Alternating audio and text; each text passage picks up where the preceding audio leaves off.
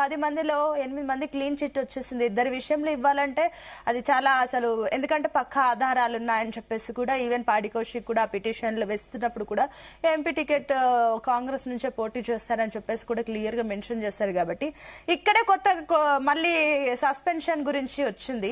So ఏంటి, ఏమనుకుంటున్నారు? నిజంగానే ఎవరు డ్రామాలు చేస్తున్నారు, ఎవరిని మోసం చేస్తున్నారు? అందరూ మోసం చేస్తున్నారు, ఒక్కరని కాదు, అన్ని పార్టీలు కూడా. ఆ పార్టీలు ఏవైతే ఉన్నాయో అన్ని పార్టీలు ప్రజల్ని మోసం చేస్తున్నాయి. ఎందుకంటే ఇప్పుడు రాజ్యాంగము ఒక నియమావళి పెట్టింది. వాడు పార్టీలు మారడం, ఫిరాయించడం అనేది నేరమని చెప్పేసి రాజ్యాంగం చాలా స్పష్టంగా పేర్కొన్నది.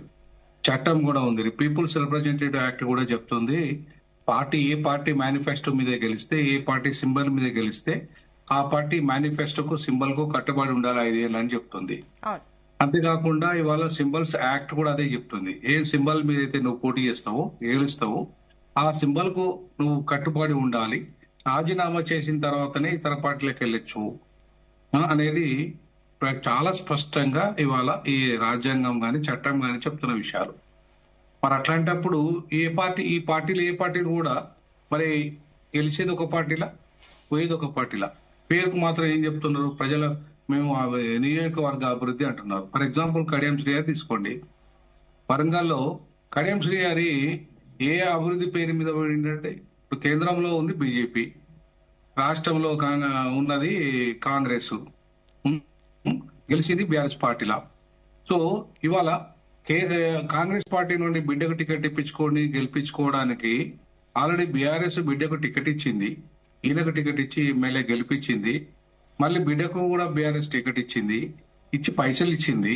అవన్నీ పట్టుకొని పోయి ఇవాళ కాంగ్రెస్ లో చేరి ఇవాళ వాళ్ళ బిడ్డను కాంగ్రెస్ లో పార్టీ గెలిపించుకొని ఇవాళ నేను నైతిక విలువలు ఉన్నోని, అభివృద్ధి కోసమే పోయినా అని చెప్పి ఇవాళ కడియం శ్రీహరి లాంటి వాడు చదువుకున్నోడు కూడా, ఒక లెక్చరర్ గా పనిచేసినోడు కూడా ఇవాళ 40 ఏళ్ళు మంత్రిగా పనిచేసి మొత్తం ఒక్క మాదిగని కూడా ఎదగనీయకుండా, దళితులను ఎవరిని ఎదగనీయకుండా ఇవాళ మరి అగ్రవర్ణాల కంటే దుర్మార్గమైన ఆధిపత్య దళిత దొరగా ముద్రపడ్డ కడియం శ్రీహరి ఇవాళ చేసిన నైతికత ఏముందండి?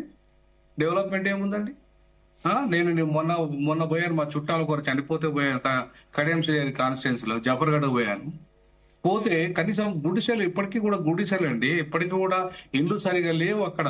అసలు వాళ్ళ బతుకులు అయితే మరి ఆ దారుణమైన బతుకులు అయిపోయిన దళితులది అయితే అక్కడ. మరి అట్లాంటి పరిస్థితులలో ఇవాళ కడియం శ్రీహరి 40 ఏళ్ళు ఇవాళ రిజర్వేషన్లు, బాబాసాహెబ్ అంబేద్కర్ ఇచ్చిన రిజర్వేషన్లు ఎవరి కోసం ఉపయోగించుకుంటుండండి? ఎవరి కోసం? అగ్రవర్ణాల కోసం, తర్వాత తన కుటుంబం కోసమే తప్ప ఆ దళిత జాతికి రిజర్వేషన్ ఇచ్చిన బాబాసాహెబ్ అంబేద్కర్ ఈ దళిత జాతిని బాగు చేయరా బాబు అని రిజర్వేషన్ ఇచ్చిండు. మరి ఇన్నేళ్లు ఉపయోగించుకున్నాడు ఆయన. అక్కడున్న మెజార్టీ మాదిగలకు టికెట్ రాకుండా చేసిండు. అక్కడున్న ఇవాళ దళితులందరూ ఏ దళితులు కూడా సరి ఎదగనీయలే, ఒక దళితులు కూడా ఒక ఆల్టర్నేటివ్ లీడర్ గా ఎదగనీయకుండా చేసిండు. మరి దీంట్లో మొత్తం నైతికతే ఉందండి? ఇవాళ నైతిక విలువలు పాటించి కడియం శ్రీహరి లాంటి వాడిని కాంగ్రెస్ పార్టీ చేర్చుకున్నదా? ఏ నైతికత అండి?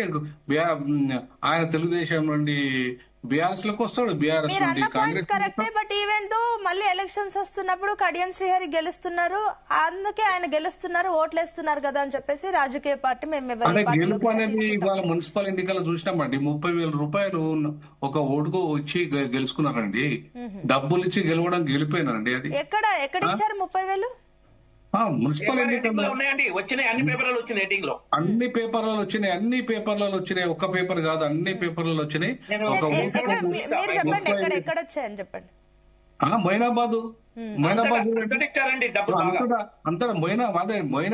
మొయినాబాదు లో ఇవాళ గాని తర్వాత నీకు ఏ మున్సిపాలిటీ అండి, ప్రతి మున్సిపాలిటీలో 30,000 వరకు, 3,000 నుండి 30,000 వరకు పైసలు పంచారు.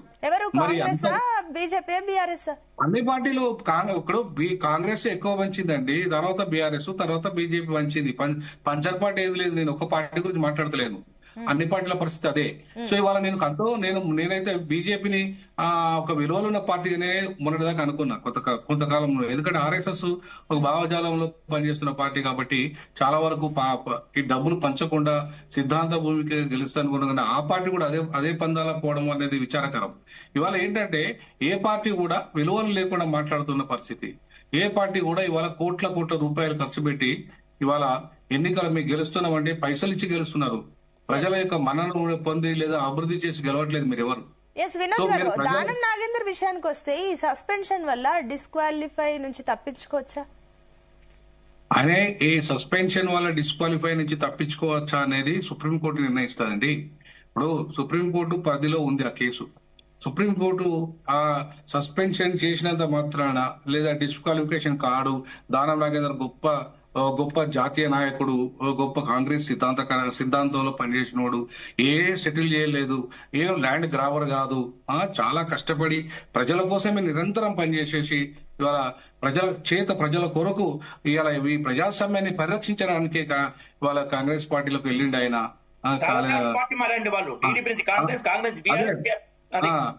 సో అట్లాంటి ఉత్తమోత్తముడు దానం నాగేందర్ సుప్రీంకోర్టు ఇవాళ ఏం చెప్తుందో గౌరవ సుప్రీంకోర్టుకు మనం చూద్దాం. ఎందుకంటే ఇవాళ ఆయనను సస్పెన్షన్ చేసినట్టుగా ఎందుకు మరి ఇప్పుడు ఎంతకాలం వెల్లడించలేదు బీఆర్ఎస్? ఈ పార్టీ ఆ విషయం వెల్లడించాలి కదా ప్రజల ముందు. మ్యాండేట్ గా పెట్టినప్పుడు ఆయన కాంగ్రెస్ టికెట్ తీసుకొని పోటీ చేసినప్పుడు ఆయన ఎట్లా కాంగ్రెస్ మనిషి కాకుండా అవుతాడు? ఆయన బీఆర్ఎస్ మనిషి ఎట్లా అవుతాడు ఆయన? అంటే సింపుల్ లాజిక్ అండి. పోటీ చేసి ఎన్నికల్లో పోటీ చేసి ఓడిపోయిన ఆయన, పార్టీ నుండి పోటీ చేసిన ఆయన, ఆ పార్టీ నాయకుడు ఇప్పుడు నేను రాహుల్ గాంధీకి నాకు ఆయన ఏమంటాడంటే నన్ను ప్రొఫెసర్ గా మీరు రావాలి, భారత్ జోడో యాత్రకు రావాలి అని చెప్పేసి ఆయన ఇన్వైట్ చేస్తే నేను వెళ్ళడం జరిగింది. తర్వాత ఆయన ఏమన్నాడంటే ఆయన ఏమన్నాడంటే మీకు వరంగల్ మీరు పోటీ చేయాలని చెప్పేసి అన్నాడు. నన్ను ఎంపీగా పోటీ చేయాలన్నాడు. సరే అని చెప్పేసి నేను ఉద్యోగాన్ని కూడా రాజీనామా చేసి నేను అప్లై చేసిన కాంగ్రెస్ పార్టీకి. నాకేం అర్హత తక్కువ ఉందని కడియం టికెట్ ఇప్పించుకున్నాడు. రాహుల్ గాంధీ ఎందుకు ఇవ్వలేకపోయిందండి? లేదా రేవంత్ రెడ్డి ఎందుకు రిఫ్యూజ్ చేసినాడు? అంటే నేను అవినీతి కుంభకోణాలు చేయలేదానా, లేకపోతే ఆ పార్టీ మారి ఈ పార్టీ మారి ఆ పార్టీలకు పోయి ఈ పార్టీలకు పోయి రాలేదనా? ఇవాళ దానం నాగేందర్ లాంటి గొప్ప మహనీయుడికి ఇవాళ మనము సుప్రీంకోర్టు క్లీన్ చిట్ ఇచ్చేసి ఇవాళ మంచి పని చేస్తున్న దానం నాగేందర్ అని చెప్తుందా? ఎంత మూర్ఖంగా ప్రజల్ని ఇవాళ మభ్యపెడుతున్నారని, ఎంత దుర్మార్గం. ఇవాళ కళ్ళున్న కబోది లాగా వెలుస్తున్నాడు, కళ్ళు లేని కబోది లాగా వెలుస్తున్నాడు స్పీకర్ అయితే. ప్రజలందరూ తెలుసు వాళ్ళంతా పార్టీలు మారిన విషయం, స్పీకర్ మాత్రం తెలియదు. ఎంత దుర్మార్గం అండి, ఎంత అన్యాయం అండి, ఎంత విలువలు రాజకీయాలండి ఇవన్నీ. అంటే ఈ యాంటీ డిఫెక్షన్ చట్టంలో కూడా ఏమైనా లూప్ హోల్స్ ఉన్నాయనుకోవచ్చా ఇవన్నీ చూస్తుంటే? ఉన్నాయండి, ఉంటేనే కదా తప్పించుకునేది. ఇప్పుడు లూప్ హోల్స్ ఉన్నాయి కాబట్టి వీళ్ళు తప్పించుకుంటున్నారు. లూప్ హోల్స్ ఉన్నాయి కాబట్టి చట్టం నుండి వీళ్ళు ఇష్టారాజ్యంగా ఇప్పుడు ఇంత డబ్బు పంచుతున్నారని మొత్తం మీడియాలో వచ్చింది, అన్ని పేపర్లో వచ్చిందని ఇప్పుడు రామరెడ్డి అన్న కూడా చెప్పాడు. మరి అదే సుప్రీంకోర్టు లేదా హైకోర్టులో లేకపోతే మన లోకల్ కోర్ట్స్ ఎందుకు ఒక సుమోటో కేసు తీసుకోలేదండి? ఒక సుమోటో కేసు కింద ఇది ప్రజాస్వామ్యానికి విరుద్ధము, చట్టరీత్యా నేరము, ఇంత దుర్మార్గంగా డబ్బులని వెదజల్లి ఎందుకు ఈ ప్రజాస్వామ్యాన్ని అపహాస్యం చేస్తున్నారు, రాజ్యాంగాన్ని అపహాస్యం చేస్తున్నారని ఈ రాజ్యాంగాన్ని అయితే కాపాడాల్సిన సుప్రీంకోర్టు ఉందో, మరి హైకోర్టులు ఉన్నాయో లేదా జిల్లా కోర్టు మున్సిపల్ కోర్టులు ఉన్నాయో ఒక్కరు కూడా సుమోటోగా దీని మీద విచారణ చేపట్టండి. ఇంత దుర్మార్గంగా వాళ్ళే దొరికిపోతారేమో అని భయం కూడా ఉండొచ్చు. ఇది కరెక్ట్ కాదు కదండి. ఇప్పుడు వ్యవస్థలు ఉన్నాయి, ఎందుకంటే న్యాయ వ్యవస్థ ఉన్నా, పోలీసు వ్యవస్థ అయినా, ఎలక్షన్ కమిషన్ అయినా ఎవరికి వారిగా వాళ్ళ అధికారాలు, వాళ్ళ పరిమితులు ఉన్నాయి, వాళ్ళ విధానాలు ఉన్నాయి. మరి ఇవన్నీ పెట్టుకునే ప్రజాస్వామ్యాన్ని పరిరక్షించుకోవడానికి.